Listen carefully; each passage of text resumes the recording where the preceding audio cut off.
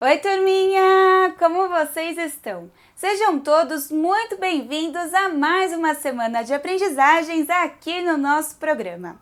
Bom, nessa semana vamos aprender com a história de mulheres que marcaram a literatura brasileira. Hoje vamos conhecer sobre a escritora Carolina Maria de Jesus. Nascida em Minas Gerais, numa comunidade rural, era filha de pais analfabetos.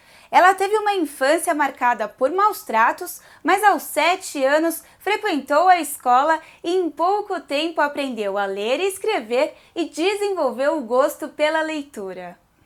Carolina foi uma autora improvável, mulher negra, catadora de papel e que nas horas vagas registrava em cadernos que encontrava no material que recolhia o cotidiano da comunidade do Canindé, onde morava em São Paulo.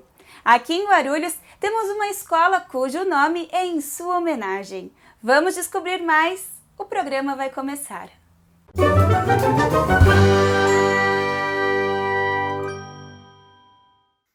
Me conte o que leu no livro, com suas palavras. Que bonito! Fica bem melhor. É só outra maneira de contar. Vamos cantar comigo!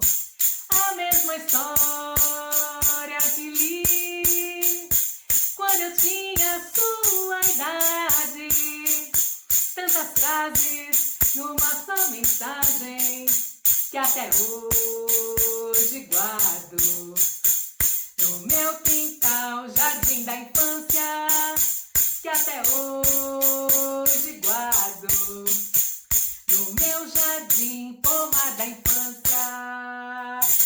Oba! Que alegria, gente, estar com vocês no dia de hoje, é sempre tão gostoso.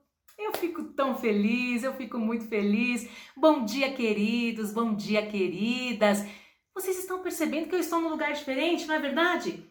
Eu estou no quarto do meu filho, é isso mesmo. Eu corri para cá, vim fechar as janelas porque começou a chover muito forte. Só que eu trouxe junto comigo um livro que eu colhi do nosso pé de poesia. Um livro muito especial, gente. Um livro muito especial para mim, que conversa muito comigo. E é aquilo que eu sempre falo, quando a gente está feliz, a gente transborda. E a gente quer compartilhar essa felicidade com quem a gente ama, não é isso? Mas antes de tudo, eu tenho uma proposta para fazer para vocês. Eu vou dizer para vocês que quem tem a proposta é a personagem deste livro, Clara Luz, a fada que tinha ideias de Fernanda Lopes de Almeida, da editora Ática. Este livro, gente, ai, que delícia, que delícia. Quando eu colhi este livro hoje, meu coração acelerou, porque eu tenho amor por este livro. E a Clara Luz está nos dizendo uma coisa muito importante para o dia de hoje. Qual é a proposta? Vamos ouvir juntos. Vocês ouviram? Não conseguiram ouvir? Fala mais alto, Clara Luz.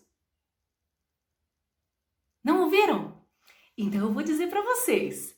Ela está pedindo, se você tiver pertinho de você, uma folha de sulfite ou uma folha de caderno. Que mais, Clara Luz? Lápis de cor. Você tem lápis de cor? Canetinha? Também pode canetinha? Canetinha também pode. Ou giz de cera. Você tem tudo isso perto de você? Ou uma coisa ou outra? Se você tiver, deixa aí bem pertinho de você. Porque a proposta de Clara Luz e minha são as seguintes. Você vai ficar com a sua folha, com o seu lápis de cor, ou giz de cera ou canetinha. E você vai se permitir ouvir esta história. Eu vou ler para vocês um capítulo deste livro, que se chama A Professora de Horizontologia. Ah, como eu amo este capítulo, como eu amo esta personagem, assim como eu amo Clara Luz, não é, Clara Luz? Vocês então vão ouvir estas palavras, vão deixar esta história mergulhar dentro de vocês e vocês vão fazer o desenho desta história. Combinado? E aproveitem, exagerem nas cores, porque este capítulo tem muitas cores. Preparados? Já estão aí bem pertinho? bem pertinho das folhas, bem pertinho dos lápis, sim, das cores. Então nós vamos começar. Com os ouvidos abertos e os corações abertos, atenção para o capítulo deste livro. A professora de Horizontologia. Felizmente a fada-mãe veio com uma novidade. Minha filha, hoje vem uma professora nova. Você vai ter a sua primeira aula de horizontologia. O que é isso? É saber tudo sobre o horizonte. As crianças lá da Terra aprendem geografia. As fadas aprendem horizontologia. Acho que vou gostar dessa aula, disse Clara Luz. O sininho da porta bateu. Era a professora que vinha chegando. Clara Luz correu ao encontro dela. Bom dia! Estou louca para aprender tudo sobre horizontes! Que bom! Respondeu a professora. Gosto de alunos assim, entusiasmados. A professora era uma fada muito mocinha que tinha acabado de se formar em professora de fadinhas. Sabia horizontologia na ponta da língua. A fada-mãe ofereceu um cafezinho de pó de meia-noite e depois deixou Clara Luz e a professora sozinhas. Muito bem, disse a professora. Primeiro quero ver o que você já sabe. Sabe alguma coisa sobre o horizonte? Saber mesmo, não sei não, mas tenho muitas opiniões. Opiniões? É, sim, quer que diga? Quero, respondeu a professora muito espantada. A minha primeira opinião é que não existe um horizonte só, existem muitos. Está enganada, disse a professora. Horizonte é só um. Eu sei que todos acham que é só um, mas justamente vou escrever um livro chamado Horizontes Novos. Você vai escrever um livro? Perguntou a professora cada vez mais admirada. Vou. Eu acho que criança também pode escrever livros, se quiser. A senhora não acha? Acho sim. Pois nesse livro eu vou dizer todas as minhas ideias sobre o horizonte. São muitas? Quis saber a professora. Um monte. Por exemplo, eu acho que nós duas não devíamos estar aqui. Ué? Devíamos estar onde então? No horizonte mesmo. Assim, em vez da senhora ficar falando, bastava me mostrar as coisas e eu entendia logo. Sou muito boa para entender. Já percebi, disse a professora. Tenho muita pena das professoras, coitadas, falam tanto. É verdade, respondeu a professora com um suspiro. Clara Luz ficou muito contente. Então, se está de acordo, por que não vamos para o horizonte já? A professora levou um susto. Não pode ser. Por quê? Não sei se é permitido. Não foi assim que eu aprendi horizontologia no colégio? Por isso é que a senhora é tão magrinha. Hein? Coitada, levou anos aprendendo horizontologia sentada. A professora levantou-se de repente. Sabe de uma coisa? Vamos! Clara Luz ficou radiante. Eu sabia que ia gostar dessa aula. E foram. Viu como é fácil ir? Perguntou Clara Luz enquanto voavam de mãos dadas. É mesmo, nunca pensei que fosse tão fácil, respondeu a professora. Ela passava o dia dando lições para sustentar a mãe, uma fada velhinha que já não podia trabalhar nem fazer mágicas. Ganhava 20 estrelinhas por aula e não tinha tempo para passeios. Agora, com o ar puro lhe batendo no rosto, estava até mais coradinha. A senhora é bem bonita, sabe? Disse Clara Luz. Acha? Perguntou a professora com um sorriso. Nisso, chegaram. A professora foi a primeira a pular sobre o horizonte. Estava tão alegre que se esqueceu de que era professora e saiu aos pulos com os cabelos voando. Viva! Estou no horizonte! Clara Luz foi atrás, também muito contente. Um navio ia justamente aparecendo no horizonte. Aproveite! Gritou Clara Luz. A professora aproveitou. Segurou o navio na mão, como se ele fosse um brinquedo. O navio ia cheio de gente que estava voltando da Europa, mas ninguém percebeu o que estava acontecendo. Só ficaram todos alegres. E o comandante resolveu dar um baile. A professora em criança nunca tivera brinquedos porque era muito pobre. Ficou encantada. Olhe só que gracinha! Estão dançando lá dentro! Ela se sentia como as crianças quando vão ao teatrinho de bonecos. Ficaram as duas se divertindo muito tempo com aquele teatrinho. Depois, a professora colocou o navio no mar com tanto cuidado que não levantou a menor ondinha. E o navio, assim que saiu do horizonte, virou um navio grande de novo, cheio de gente grande. A professora agora estava coradíssima e com os olhos brilhando. Ter um brinquedo tinha feito um bem enorme a ela. Vamos brincar de escorrega no arco-íris? Convidou Clara Luz. Dessa vez, a professora nem se lembrou de pensar se seria permitido ou não. Foi logo subindo por um lado do arco-íris, escorregando pelo outro com os braços para o ar. Lá vou eu! No princípio, como não tinha prática, escorregava muito desajeitada e Clara Luz morria de rir. Mas logo se habituou e mostrou que tinha um jeitinho louco para escorregar no arco-íris. Escorregava de costas, de frente, em pé e até dançando. Clara Luz fazia tudo para imitá-la, mas a verdade é que não conseguia tão bem. Tinha acontecido uma mágica com o cabelo da professora. Agora estava dividido em 2 tranças, igualzinho ao que ela usava quando tinha 10 anos. Clara Luz estava notando isso, mas não disse nada. A professora ainda não tinha percebido o que lhe acontecera. Agora, disse Clara Luz, a senhora não quer dar uma espiada nos outros horizontes? Que outros, querida? Só existe um. Então, olhe para lá.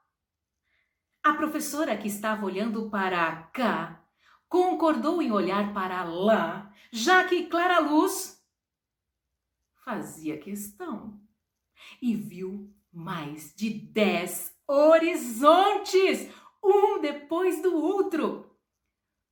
Não é possível, Clara Luz. Estou vendo 10. É? Então a senhora é formidável em horizontologia mesmo. Eu só estou vendo 7. Mas não é possível, Clara Luz. Será que não estamos sonhando? Claro que não. Está sonhando é quem só vê 1. Lá longe na Via Láctea, a fada-mãe tocou o sininho para avisar que já tinha acabado a lição. Clara Luz e a professora voltaram voando, rindo da cara das fadas que abriam as janelas e comentavam umas com as outras. Que professora essa? Onde já se viu dar lição assim? Brincando no meio da aula? A fada-mãe estava na porta esperando por elas. Onde estiveram? No horizonte, mamãe. Essa professora não ensina falando, não. Ela ensina indo. A professora encabulou. Só agora reparara que estava de trancinhas.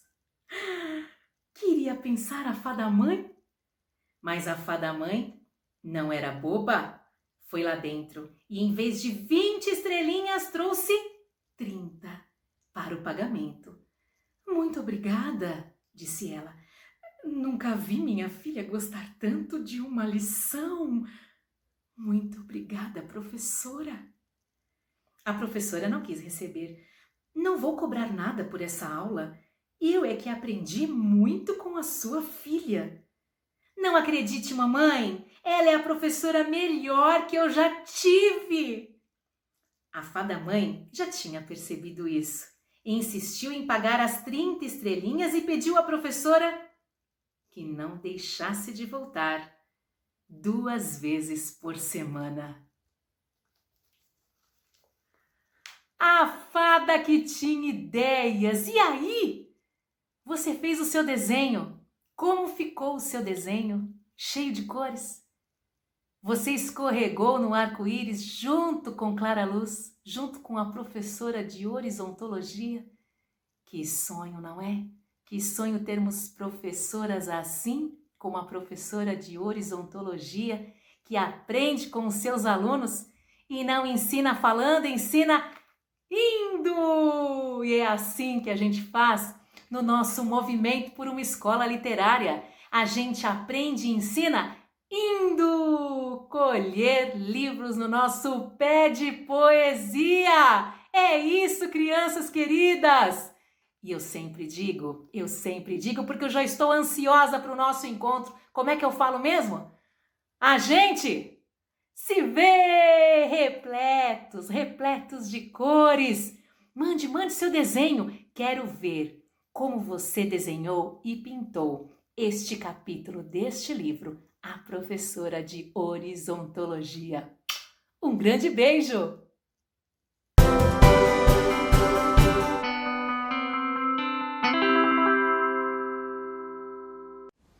Olá! Eu gostaria de convidar você para fazer música comigo. Vamos dançar, vamos fazer instrumentos musicais com latinha de refrigerante, sabe? Essas latinhas. Então, para começar, vamos pegar 2 latinhas e amassar para que elas fiquem neste formato. Para isso, pegue a sua latinha, amasse assim, ó, dobrando ela ao meio, ó. Amasse ela aqui no meio. Vê como ela vai ficar? Pega a parte de cima e aperte. E a parte de baixo e aperte. Simples assim. Agora, com um elástico, nós vamos colocar o elástico aqui, ó, no meio da latinha, da outra latinha, e este elástico vai envolver aqui a nossa mão. Uma mão, 2 mãos, e só fazer barulho, e vamos fazer música, vamos dançar. Vamos chacoalhar. Agora vamos fazer outra música, outro instrumento com latinhas. Agora nós vamos usar latinha e grãos. Eu tenho aqui grãos de feijão e grãos de chia. Um é mais grosso, tem mais volume, e o outro é mais fino, mais delicado. Então, para isso, pegue a sua latinha. Nessa eu vou colocar chia.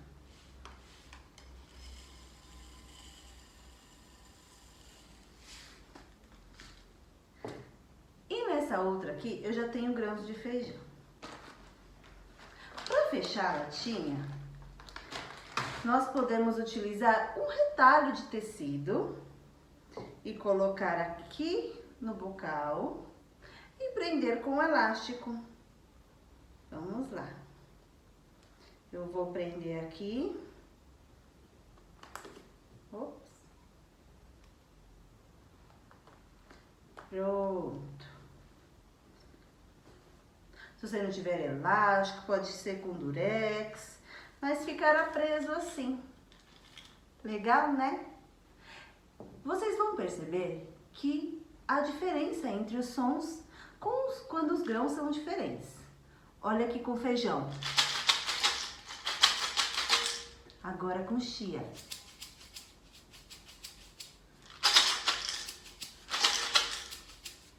Vamos dançar?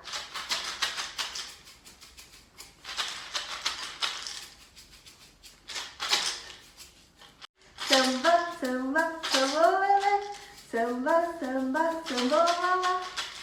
Ê! Viva o samba! Bolinhas de sabão!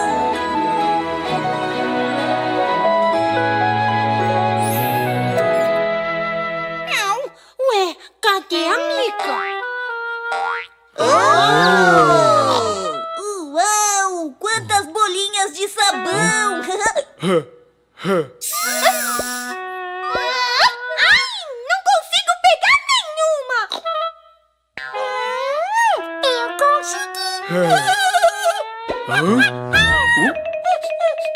Obrigada, Javô! Não, quem te deu isso, Mica? Eu sei! Aposto que foi a mamãe, ou o papai, ou a vovó, ou então o vovô! Ai, eu adoro bolinhas de sabão! Elas voam como eu! Aí vão caindo, caindo, caindo e puf, puf, puf, puf! Deixa a Mica falar! Eu vou contar pra vocês! Hoje, depois do almoço, eu estava fazendo umas caretas para o Dani dar risada. Aí, o Dani fez uma bolinha de baba com a boca. Eu também tentei fazer, mas eu não consegui de jeito nenhum.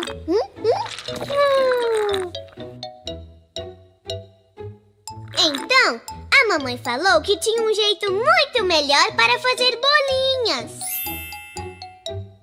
A mamãe me deu um copinho de plástico cheio de água com detergente e um canudinho com uma argolinha na ponta. Aí, ela falou para mergulhar a argolinha na água e assoprar.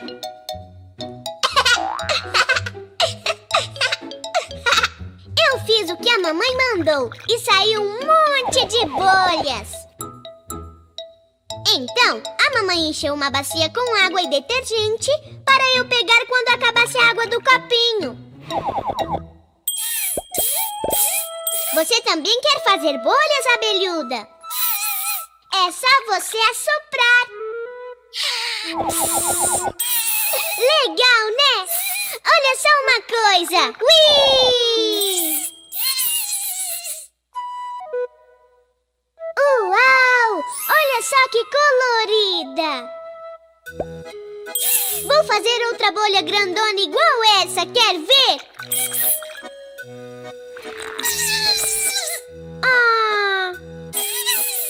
Está certo, abelhuda. Eu vou soprar mais fraquinho dessa vez. Deu certo! Agora eu vou fazer as filhinhas da bolhona. Abelhuda, cadê você? Que legal! Eu também quero ficar dentro da bolha.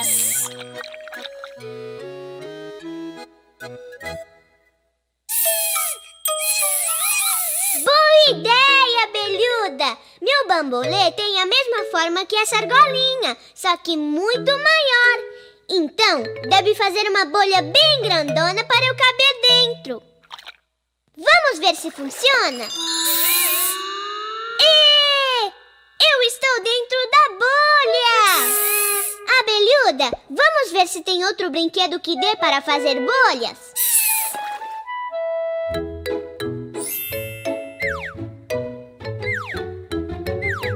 Olha, abelhuda! A minha raquete parece com aquilo que a mamãe me deu.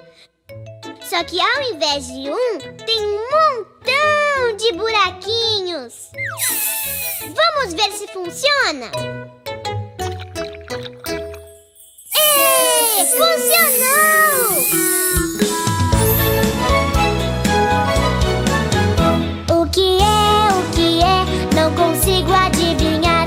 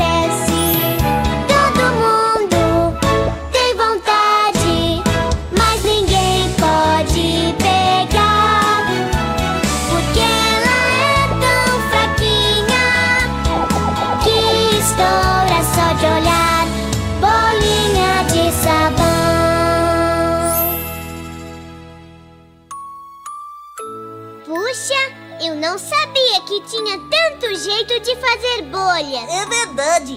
Fazer bolhas de sabão é tão legal, mas tão legal, que dá pra brincar o dia todinho sem cansar. Não sei não. Ficar assoprando dá uma canseira. Mas eu ainda não me cansei.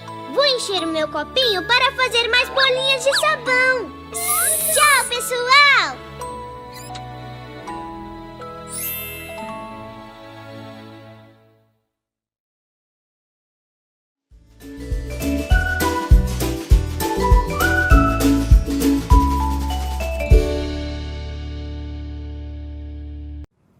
Oi galera, tudo bem com vocês? Essa semana aqui no Você Sabia Saúde vai ser bem movimentada. Você sabia que manter o corpo em movimento é sem dúvida um dos principais pilares de uma vida saudável? É isso mesmo. Desde os tempos das cavernas nós fomos feitos para nos movimentar, andar, caçar e correr. Então, realizar uma prática corporal de forma regular gera benefícios que vem desde o convívio social até a melhora da saúde, influenciando positivamente na qualidade de vida e na sensação de bem-estar.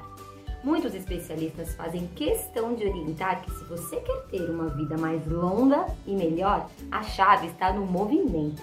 Além de ajudar na queima das gordurinhas, os exercícios físicos têm diversas outras funções importantes, como a regulação dos hormônios, a melhora do nosso humor, o fortalecimento dos tecidos musculares e a prevenção de doenças.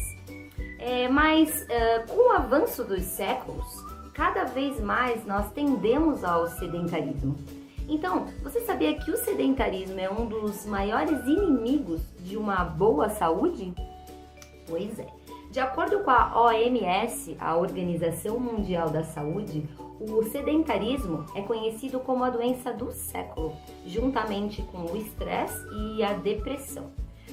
Para começar, apesar do termo sedentarismo ser muito falado e utilizado, o correto mesmo é comportamento sedentário, que representa o tempo que passamos gastando pouca energia e que acontece geralmente quando passamos longas horas sentados ou deitados.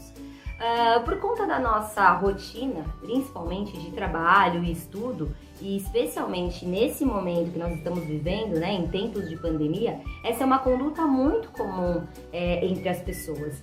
E a gente não pode esquecer que o sedentarismo pode nos trazer muitos problemas de saúde, como dificuldade de caminhar, inchaço nos membros inferiores, problemas psicológicos, diabetes e até doenças cardiovasculares. Mas eu tenho uma boa notícia. Bastam apenas alguns minutos por dia para evitar que esse mal atinja você, seus familiares ou seus amigos. O problema é que até mesmo no período de lazer, a gente tem a tendência de optar por atividades de pouco gasto calórico. Não é verdade? Nós estamos falando do período prolongado que ficamos em frente às telas, seja nos celulares, computadores, tablets ou televisores. Então, anota aí algumas dicas bem importantes. Mexa-se e mude os hábitos do seu dia a dia. Ande mais a pé, passeie com o seu cachorro, esconda o controle remoto da televisão, troque o elevador pela escada, não use o carro para tudo que você for fazer. E no trabalho, procure dar pausas para não ficar longos períodos sentados. Levante para pegar água, por exemplo, e pratique um exercício físico que você goste. Bom, pessoal, por hoje é isso. E lembrem-se sempre, movimentar o corpo resulta em ter uma vida mais saudável. Amanhã eu tô de volta. Tchau, tchau.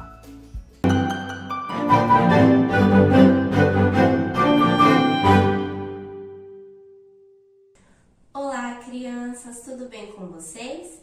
Eu sou a professora Viviane e hoje eu vim aqui para cantar uma música com vocês. E olha só, para cantar essa música, nós vamos utilizar um instrumento que eu mesma fiz. Sabe qual instrumento é esse? É o agogô. Eu fiz ele com garrafa PET. E você sabia que o agogô teve origem na África Ocidental? E ele é o instrumento mais antigo do samba. Olha só que legal, né? Então vamos lá? A música que nós vamos cantar é Meu Limão, Meu Limoeiro, do compositor José Carlos Burle. Então vamos lá? Olha só, para tocar eu vou utilizar uma colher, tá bom? Vamos lá. Meu limão, meu limoeiro, meu pé de jacarandá, uma vez indolele, outra vez indolala. Meu limão, meu limoeiro, meu pé de jacarandá, uma vez indolele, outra vez indolala. La la la la la la, la la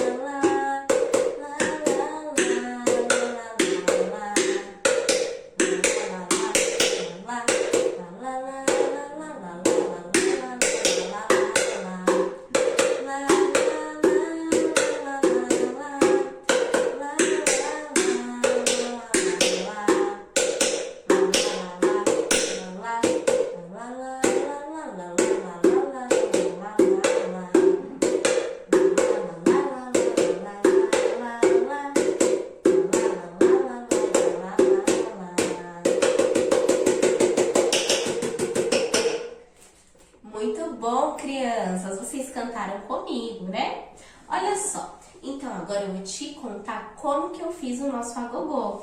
Eu utilizei 2 garrafas, essa grande e uma menorzinha, tá? E aí o que vocês vão fazer? É só cortar a parte de cima da garrafa, tá bom?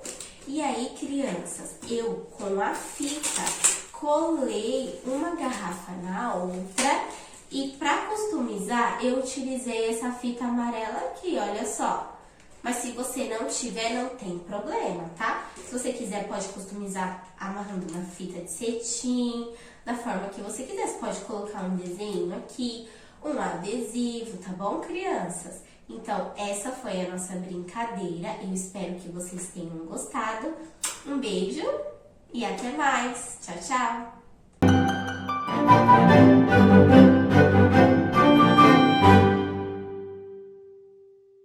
Olá, crianças! Olá, família! Eu sou a professora Lelis. E eu sou a professora Camila. Nós somos do Instituto Santa Rosália, do Maternal.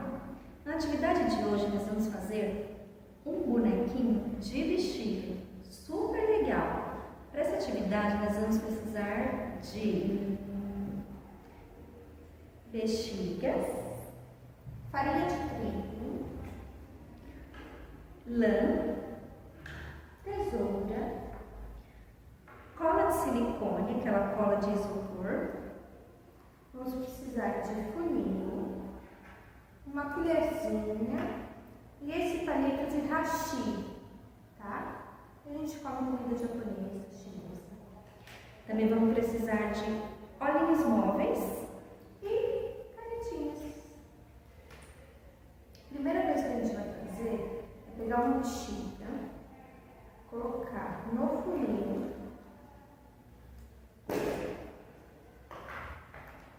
aí com a colher você vai pegar a farinha e colocar aqui. E com o auxílio do hashi, você vai empurrar a farinha, tá?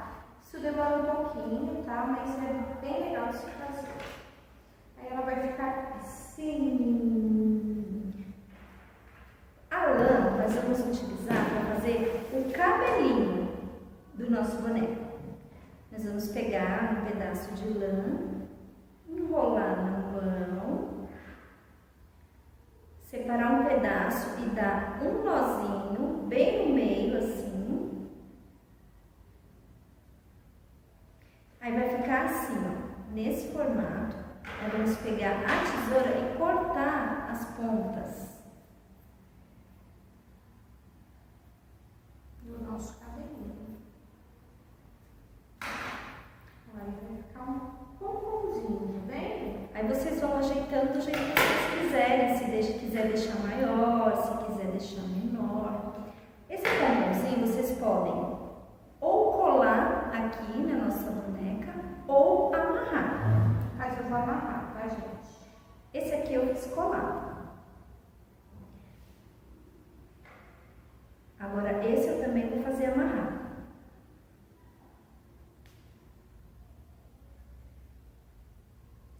vocês amarrem e vão ajeitando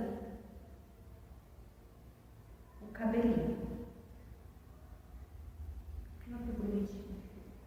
Aqui já temos um boneco com o cabelinho. Agora vamos para os olhos. Vamos para os olhos. Os meus olhinhos eu vou fazer colado no olhinho móvel. O meu eu vou fazer com canetinha, porque nem todo mundo tem esse olhinho móvel, tá? Mas fica bonito e legal do mesmo jeito.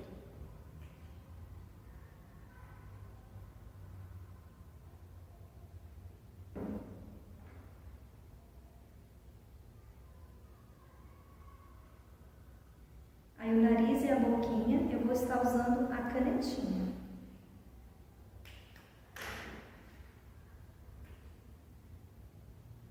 Na hora de pintar a bexiga, vocês tomem cuidado para não tocar onde pintou, porque mancha.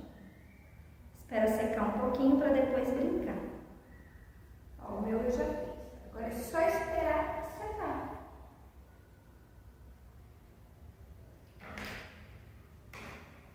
E assim vai ficar o nosso bonequinho.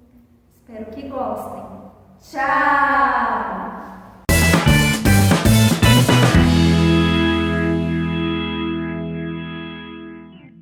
Bom dia, crianças! Tudo bem com vocês? Como passaram um final de semana, feriado, tanta coisa junto que deixou a nossa semana curtinha.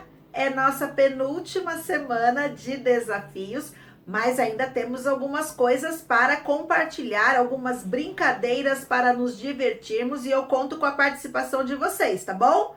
Juntinho comigo até sexta-feira que vem.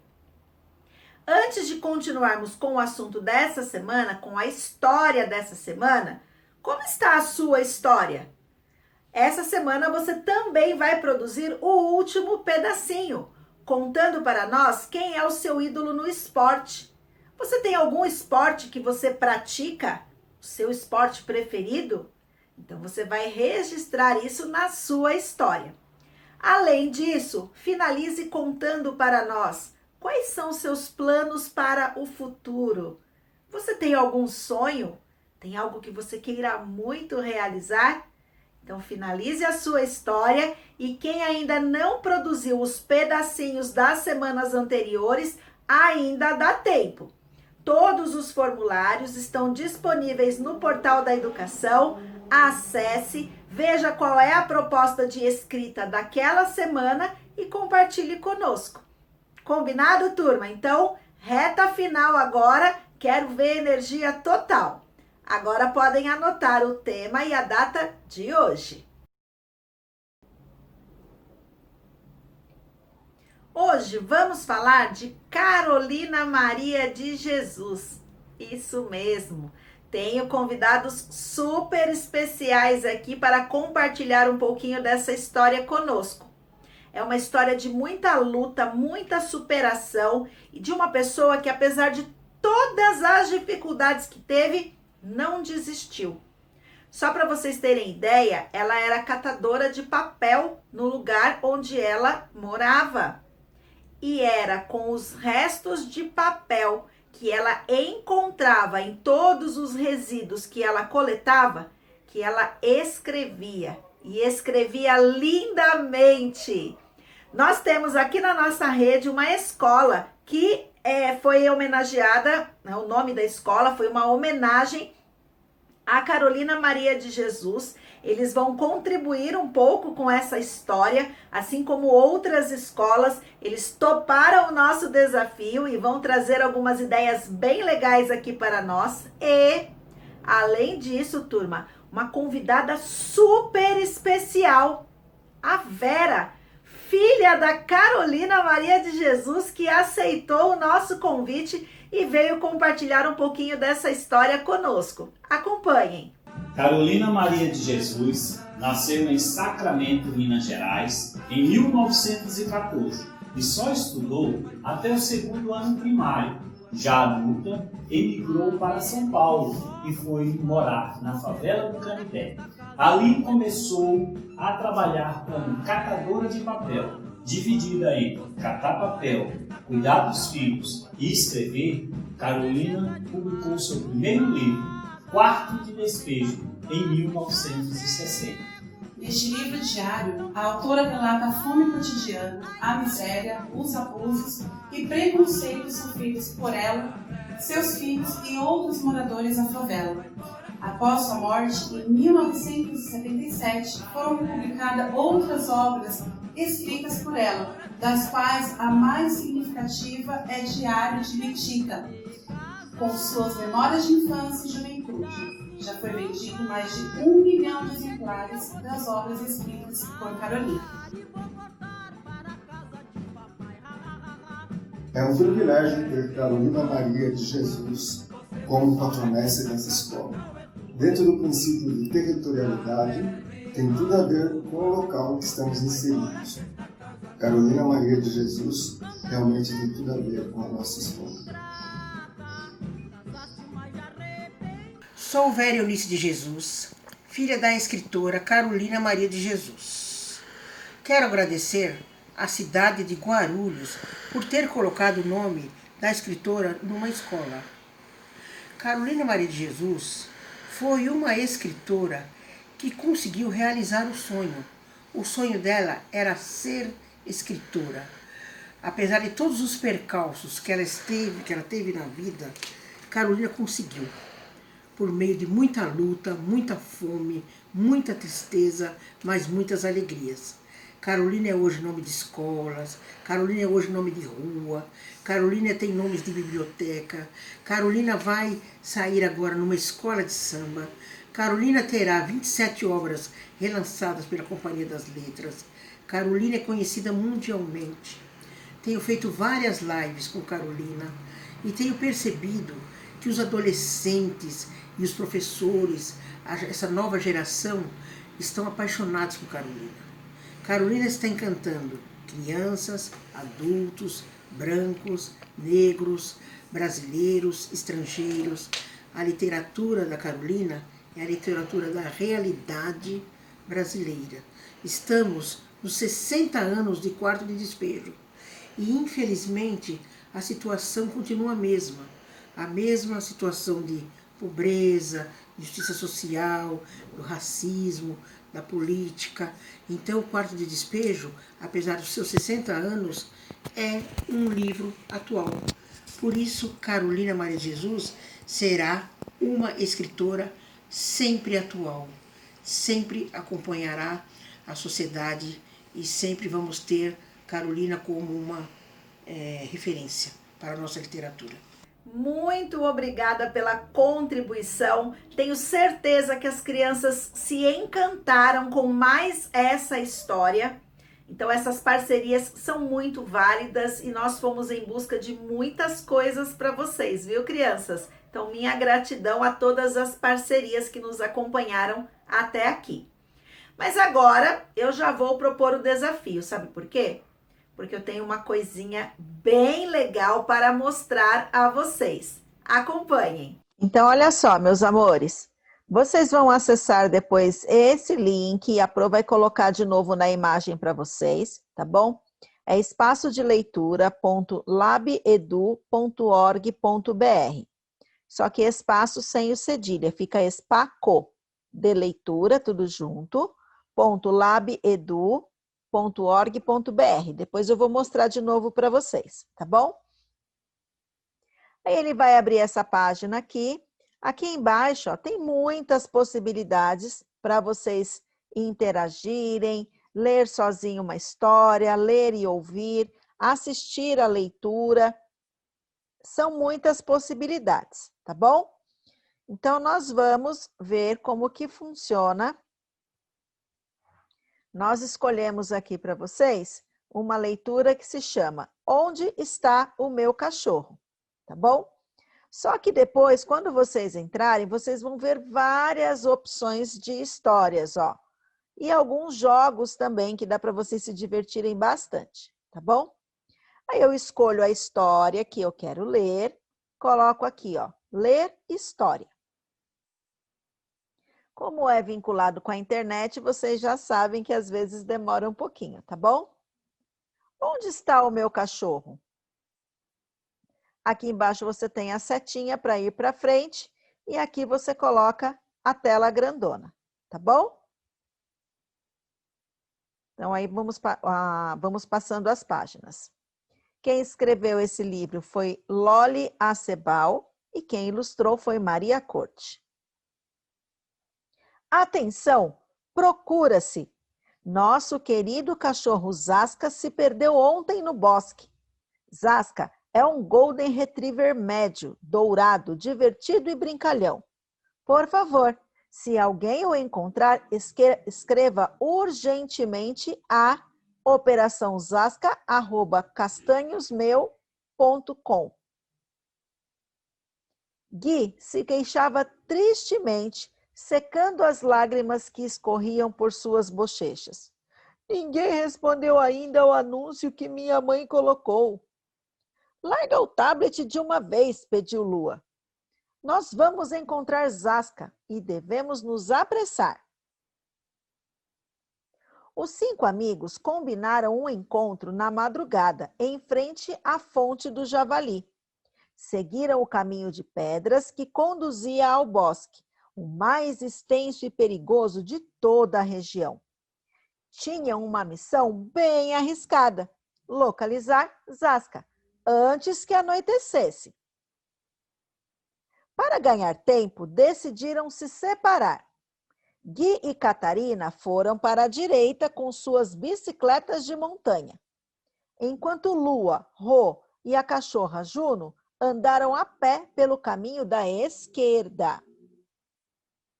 Ó, a Pro tá passando as páginas aqui embaixo, tá bom? Senhor lenhador, você viu um cachorro que se perdeu ontem no bosque? É um Golden, médio, dourado, divertido e brincalhão. Perguntaram Gui e Catarina em uníssono. Ai, não, mas essas pegadas lá embaixo bem que poderiam ser de um cachorro mediano. Sigamos seu rastro, antes que os javalis as pisoteiem. Eu os guiarei. Esta zona é muito íngreme. Vocês podem despencar. Olha aqui em cima onde eles estavam, gente. Senhora granjeira, você viu um cachorro Golden Retriever que se perdeu no bosque? É médio, dourado, divertido e brincalhão. Perguntaram Lua e Rô, em uníssono, enquanto Juno levantava as orelhas à espera. Ai, não, mas estes pelos que se escondem entre os arbustos bem que poderiam ser de um cachorro dourado. Sigamos sua pista, antes que o vento os disperse e os javalis os farejem. Eu os acompanharei. Esta zona é muito sinuosa e vocês poderiam ficar desorientados. E assim as crianças seguiram, perguntando para todas as pessoas que encontravam pelo caminho. Ficou curioso? Querem descobrir o final dessa história? Será que vão encontrar o cachorro que está perdido e as crianças ficarão felizes com tudo isso? Isso vai fazer parte do nosso desafio. Espera um pouquinho que a Pro já volta. Gostaram, turma, da história? Então, o meu desafio para vocês é que acessem esse link que vai aparecer aí na sua tela, escolham outro livro. E se você ainda não aprendeu a ler, não tem problema, você vai pedir a ajuda para um adulto, ler uma história ou pedir para lerem essa história para você. E aí, no seu caderno, você vai fazer um registro dessa história. Só que é um registro não resumindo o livro, um registro contando para alguém algumas ideias desse livro, mas vocês precisam deixar essa pessoa muito curiosa, maluquinha para pegar esse livro. Então, prestem bastante atenção no que você conta, preste atenção nas informações que você precisa esconder, tudo para deixar a pessoa muito curiosa para ir em busca desse livro, tá bom? O final é essencial. Sabe aquela história que você fala? Se você quiser saber mais a respeito, pegue o livro. É mais ou menos assim, tá bom? Façam esse registro no caderno. Quem quiser pode fazer um desenho. Fiquem à vontade para construir esse desafio, tá bom? E amanhã, essa já é minha síntese para vocês, ler outro livro ou pedir para lerem para vocês. E amanhã eu tenho mais histórias para contar. Tchau, tchau!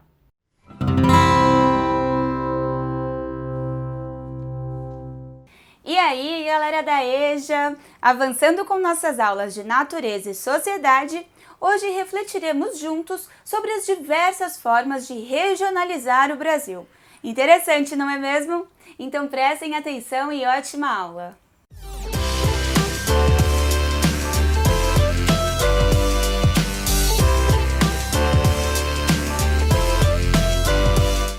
Fala pessoal, tudo bem? Vamos falar hoje sobre as diversas formas de regionalizar o Brasil. Essa regionalização, como é que ela é feita de fato? Bom, para a gente poder entender, vamos ter que retomar um conceito de região. Região, quando a gente pensa assim e fica olhando e refletindo sobre, a gente não vai conseguir alcançar uma definição, uma palavra certa para dizer assim, regionalização é isso, região é isso também, não é verdade? Porque ela é uma coisa um pouco, digamos, abstrata, ela não tem um parâmetro muito bem delimitado, mas a gente vai fazer isso hoje. Quando eu tenho aqui esse quadro lindo feito aqui pelo pessoal da produção, você vai perceber que foi feita uma regionalização desse quadro. Como? Eu estou regionalizando em duas partes. Ó. A parte onde eu fiz um mapa e a parte onde foi feito outro mapa. Foi feita uma setorização, foi feita uma delimitação do quadro junto com esses mapas aqui.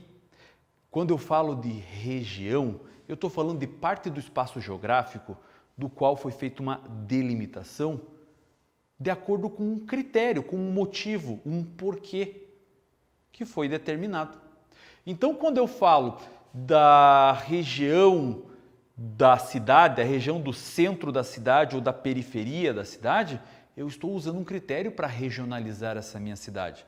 Eu estou dizendo que aquela parte ali que eu chamo de região central é porque está mais próxima do centro, que não necessariamente pode ser o meio das coisas, mas sim o centro da importância da cidade.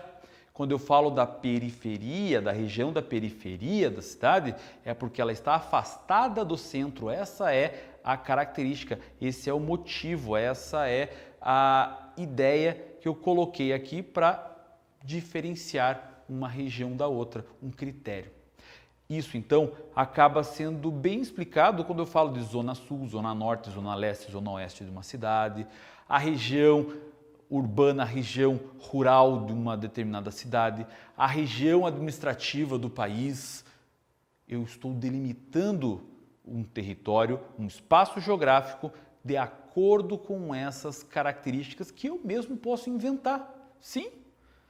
Ah, professor, quer dizer então que as regiões do Brasil podem ser qualquer forma de regionalização? Se eu pegar o mapa do Brasil e passar a régua ali e dizer que isso aqui é por causa de uma coisa, isso é por causa de outra, eu estou fazendo regiões? Sim, você está regionalizando. Regionalizar é criar uma delimitação com critério pré-estabelecido. Eu poderia pegar um mapa do Brasil e dividir o Brasil em pessoas que comem feijão em cima do arroz ou arroz em cima do feijão. Ou dividir o Brasil em pessoas que dizem que é bolacha ou que é biscoito. Ou eu posso dividir o mundo de acordo com a riqueza ou a pobreza. A principal regionalização do mundo, inclusive, é a regionalização sobre continentes. Quando eu pego o planeta, eu divido nos continentes, ou eu divido em hemisfério norte e hemisfério sul. Eu estou criando essas delimitações. Consegue entender esse conceito de região? Claro que se eu for fazer essa divisão, eu tenho que também definir critérios. Então, é muito importante isso para focar a regionalização.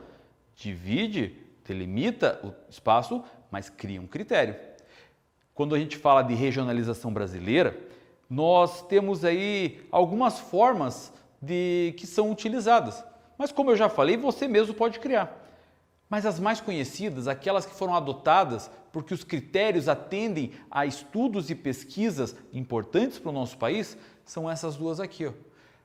O Brasil dividido nas regiões político-administrativas, proposto pelo IBGE, Instituto Brasileiro de Geografia e Estatística, e a outra formado um critério chamado de complexos geoeconômicos, criada por um geógrafo chamado Pedro Pinchas Geiger. Esse cara aqui acabou criando essa delimitação porque ele entendia que assim seria melhor para dividir algumas coisas. Critérios. Foquem nesta palavra quando nós falarmos de região ou regionalização. Sempre o importante disso aqui é critério. Beleza? Entendido até aqui? Vamos então começar e mostrar o que é cada uma delas aqui. Bom, essa aqui, proposta pelo IBGE. Essa foi modificada ao longo de vários e vários anos, mas a organização principal, como está distribuída hoje essa regionalização, ela é a mesma desde 1989, quando aconteceu a Constituição da República em 1988, que acabou preconizando que queria organizar mais um estado no Brasil, o estado do Tocantins. Esse estado do Tocantins, então, que antes era parte do estado de Goiás, a partir daquele momento seria então dividido e essa parte ao norte do que era antes do estado de Goiás faria parte da região norte. Então, essa foi a última delimitação, a última forma aqui de organização dessas regiões político-administrativas. Esse formato de regionalização, como eu falei, proposto pelo IBGE, divide o país em 5 regiões. Região Norte, região Nordeste, região Centro-Oeste, região Sudeste e região Sul. Essas 5 foram definidas com critérios político-administrativos, ou seja, proximidade dos territórios para fim de organizar pesquisas, dados econômicos, sociais, físicos, mas ele acaba tendo alguns problemas, porque nem sempre esses estados, essas fronteiras, esses limites, essas linhas que dividem um estado do outro, vai corresponder de fato com as características das pessoas que vivem próximo a elas, vai definir as características naturais do lugar onde está acontecendo as coisas. Então, é importante entender que essa divisão em regiões político-administrativas, ela tem como um critério também de respeitar sempre o limite territorial dos estados. Então vocês vão perceber que aonde divide uma região da outra, sempre vai ser de acordo com o limite dos estados. Então aqui, ó, o que divide aqui, ó, a região sul da região sudeste, por exemplo, é essa linha de fronteira aqui, ó, entre Paraná e São Paulo.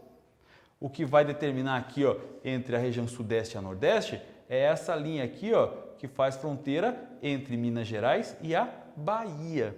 Então, esse critério é o critério político-administrativo para melhor pesquisar e entender dados sobre os estados reunidos numa determinada parte do território brasileiro, é proposto então nessas 5 regiões, respeitando sempre o limite territorial dos estados. Agora, como eu já tinha falado, imagine que o pessoal aqui, ó, do norte de Minas Gerais. O pessoal do norte de Minas Gerais já vai ter características físicas, naturais, climáticas, muito mais próxima do pessoal aqui do interior da Bahia do que necessariamente de Belo Horizonte. O pessoal, por exemplo, da região do Distrito Federal, ela vai parecer mais com partes aqui da região sudeste do que necessariamente com o nordeste ou com o próprio centro-oeste. Para isso, então, foi criado um critério diferente pelo Pedro Geiger, Pedro Pinchas Geiger. Esse cara aqui, então, divide o país em 3 regiões e ele passa a chamar isso de regionalização por complexos geoeconômicos. Ele tem como critério essa característica geoeconômica. Ela vai se preocupar com a produção, vai se preocupar com recursos naturais, vai se preocupar onde o trabalho está acontecendo. Então, dessa maneira, ele faz essa divisão mais simplificada, só que um critério bem estabelecido aqui, ó, não respeita o limite territorial dos estados. Lembra que eu falei lá do norte de Minas Gerais? Olha aqui, ó, o norte de Minas Gerais tem características do sertão nordestino. Então não faz sentido ele fazer parte da região sudeste. Dessa maneira, ela já está englobado na região nordeste. Está entendendo o que é não respeitar o limite das fronteiras? Aqui ele consegue entender que os fatores naturais são extremamente importantes para a complexidade dessa regionalização. O critério de unir características físicas, econômicas, sociais, trabalho, recursos naturais, ela é mais focada dessa maneira aqui. Assim como aqui Mato Grosso, por exemplo. Mato Grosso, se a gente pegar aqui pelo IBGE, é região centro-oeste, mas aqui ele já está focado em grande parte para a região da Amazônia, dividido em 3, como eu falei para vocês, está aqui, ó, Amazônia, Nordeste e Centro-Sul. Centro-Sul. Por que Centro-Sul e não mais Sudeste, Sul e Centro-Oeste? Porque aqui ele levou em consideração as características econômicas, o motor da economia está aqui. Enquanto aqui nós vamos ter características mais físicas, como a dificuldade econômica proposta pelo sertão, onde a economia vai basear no turismo e nas indústrias e setores aqui na região da Zona da Mata Nordestina. Ou, por exemplo, esse grande bioma que nós temos aqui, que é a Amazônia, onde nós poderíamos utilizar toda essa característica aqui para fins mais de preservação ambiental. É isso que ele pensou quando foi feita essa regionalização. Por isso, pessoal, que nós precisamos entender esse conceito de regionalização muito bem entendido. Sempre entender que a região foi estabelecida por um critério. E uma região não está errada em relação à outra. Elas vão atender objetivos específicos. Como eu falei lá no começo, você mesmo pode criar uma regionalização. Você pode fazer, diferenciar, dividir o país em pessoas que gostam de um tipo de estilo musical e pessoas que determinam um outro estilo. Mas aí depende também a importância, o que vai ser mais usual, não é verdade? Mas você que tendo critério, você pode fazer isso tranquilamente. Eu espero que você tenha gostado dessa aula. Muito obrigado por ter assistido ela até aqui. Tchau, tchau.